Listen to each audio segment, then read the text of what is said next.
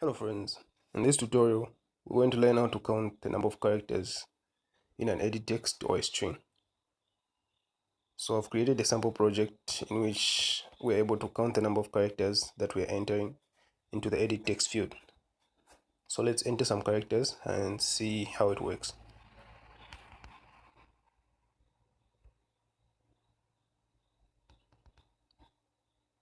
Okay, so we can see there as we type, it's counting the number of characters that we have.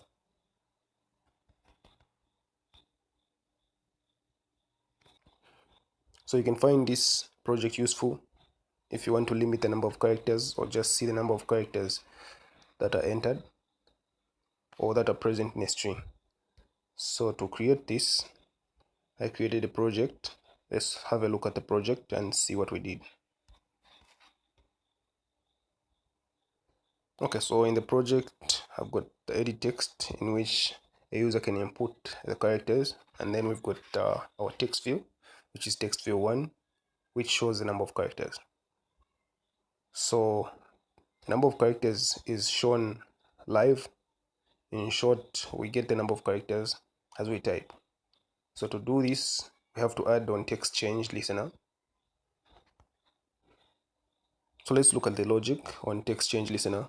So what we want to do here is get the characters that we have in the edit text to show on our text view 1. So what we do is you get to string block, add it and set text. Then the next thing is to get the length.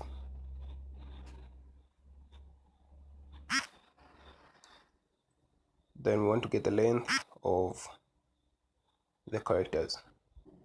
Okay, so with that simple logic, we're able to calculate the number of characters in the edit text as we type. So simply run this and